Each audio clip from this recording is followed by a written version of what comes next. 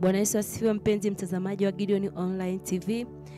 Ninapenda kumshukuru Mungu kwa kunijalia afya na nguvu katika kuifika siku ya leo na kusimama katika channel ya Gideon Online TV iliyoko chini ya mpako mafuta wa Mungu mtumishi Gideon, ambapo haikuwa rahisi sisi leo kusimama katika channel hii, ila ni kwa uwezo wa Mwenyezi Mungu na kwa kupitia mtumishi wake na kukupitia mama mtumishi, ndio maana leo tumeweza kuwepo katika channel hii. Mungu ambariki sana, Mungu amtie nguvu. Na pia wapendwa katika Bwana, kwa niaba ya mpako mafuta wa Mungu, tena anapenda kuwashukuru wale wote ambao mnatoa muda wenu, sadaka zenu katika kuiendesha channel hii ya Gideon Online TV. Mungu awabariki sana na Mungu awatie nguvu pale mnapotoa, muweze kuongezewa zaidi na zaidi, kwa sababu channel hii inarusha vipindi mara 3 kwa wiki. Siku ya Jumatano mafundisho ya neno la Mungu, siku ya Ijumaa mafundisho ya neno la Mungu, na siku ya Jumapili ni ibada nzima ambayo inaongozwa na mpako mafuta wa Mungu mtumishi Gideon. Tunawakaribisha sana. Nilioko mbele yenu si mwingine ni Magdalena Evans Mamkwe, ambaye ni mhudumu katika huduma ya maombi na maombezi Mlima Moria Ministry. Kwa wale wageni ambao hawajui huduma ya Mlima Moria Ministry inapatikana wapi, huduma ya Mlima Moria Ministry ipo mkoa wa Kilimanjaro, maili 6 Msasani. Kwa wale ambao tunatokea barabara ya Arusha na barabara ya Moshi mjini, utashuka kituo kimoja cha mashine upande wa kushoto. Kwa mbele kidogo utaona bango lililoandikwa Mlima Moria Ministry na siku za huduma. Moja kwa moja litatupeleka mahali huduma ilipo, sio mbali sana na barabarani. Hivyo basi huduma ya Mlima Moria inawakaribisha sana wenye shida mbalimbali, wenye magonjwa, wenye taabu, mje muone Mungu isivyo kawaida. Maana hata mimi niliyesimama mbele yenu leo ninayeongea, nilifika kwa mara ya kwanza madhabahu ya Mlima Moria, nilikuwa binti.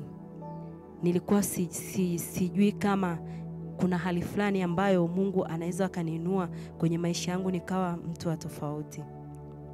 Nilifika kwenye madhabahu ya Mlima Moria, nilikuwa sijui kama kuna kuolewa tena, kupata kazi, wala kama Mungu alikuwa ameweka huduma ya kimungu ndani yangu. Lakini baada ya kukanyaga madhabahu hii, Mungu alinitendea mambo makubwa. Sasa hivi nimeolewa na mume mmoja ambaye ninampenda sana.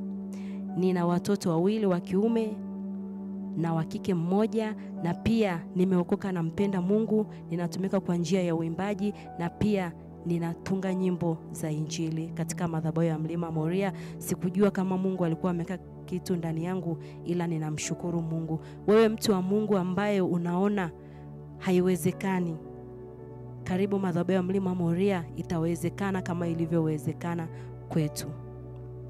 Hivyo basi Jumapili ya tarehe 29 mwezi wa 6 mwaka 2025, mpako mafuta wa Mungu mtumishi Gideon anawakaribisha sana kwenye mafunuo ya neno la Mungu yanayohusu tetemeko la kimungu. Mafunuo hayo yatasimamiwa na andiko linalotoka katika kile kitabu cha Mathayo mlango wa 28 na Matendo ya Mitume mlango wa 16 mstari ule wa 26.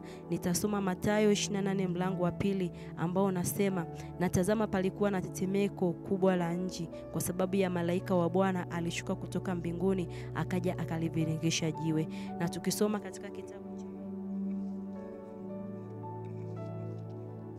soma pia katika kile kitabu cha Matendo ya Mitume mlango wa 16 mstari wa 26, tunaona kwamba ghafla pakawa na tetemeko kuu la nchi, hata misingi ya gereza ikatikisika, na mara hivyo milango ikafunguka, vifungo vya wote vikalegezwa.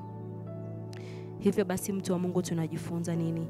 Iko hali unayopitia kwenye maisha yako unaona ni basi, kumbe Mungu anaweza kukutoa kutoka sehemu moja kukupeleka sehemu nyingine. Kumbe unaweza ukafanyika kuwa daraja au njia kwa ajili ya mafanikio yako. Tunaona baada kitabu cha Mathayo, tukiangalia pale ule mstari wa 2, tunaona baada ya Yesu kuzikwa, tunaona walichukua jiwe wakaleka kaburini, wakatia na muhuri kwamba hakuna kutoka tena. Lakini tunaona baada ya tetemeko la kimungu, jiwe liliviringishwa likaondolewa, na pia Yesu akaenda kupata ushindi. Tukiangalia katika kitabu cha Matendo ya Mitume mlango wa 16 mstari wa 26, tunaona baada ya Paulo na Sila kuwekwa gerezani, malango ya gereza yalifungwa kaweka na makufuli, lakini baada ya tetemeko la kimungu kutokea, tunaona vifungo vyote vilifunguliwa na pia vililegezwa. Pia wakatoka gerezani wakaenda kumtukuza Mungu, wakapata ushindi. Hivyo basi, mtu wa Mungu, ninakukaribisha hiyo siku ya Jumapili. Kutakuwa na tetemeko ambalo litakutoa kutoka sehemu moja kwenda sehemu nyingine. Yamkini uko ugonjwa ndani yako ambao umejiandikia ni wa kwako, lakini kupitia tetemeko la kimungu litaenda kukutoa huo ugonjwa. Utaenda kuwa mtu mwingine, utaenda kuwa sio wewe tena, utaenda kuwa kwenye maisha ya hali fulani ambayo ni ya ushindi, kama Yesu alivyoshinda na kama Paulo na Sila walivyoshinda. Leo hii wanashirikia ushindi wa Yesu Kristo pale msalabani. Ninakukaribisha basi, usisahau kumkaribisha rafiki yako, jirani yako wa karibu. Unapomwona ana shida mbalimbali, amekosa tumaini la kimungu, mlete madhabahu ya Mlima Moria. Atamuona Mungu isivyo kawaida. Umwambie asikate tamaa, aje. Lipo tumaini la kuishi tena, lipo tumaini la kuinuliwa tena, lipo tumaini la kusonga mbele, lipo tumaini la kukutoa sehemu moja kwenda sehemu nyingine kupitia madhabahu ya Mlima Moria, akikiwepo chini ya mpako mafuta mtumishi wa Mungu, ambapo siku hiyo kutakuwa na maombi mazito sana yatakayoongozwa na mpako mafuta Mungu mtumishi Gideon, na mafundisho ya neno la Mungu yatakayoongozwa na mchungaji Violet Makundi ambaye ni mama mtumishi. Tutaenda kumuona Mungu isivyo kawaida.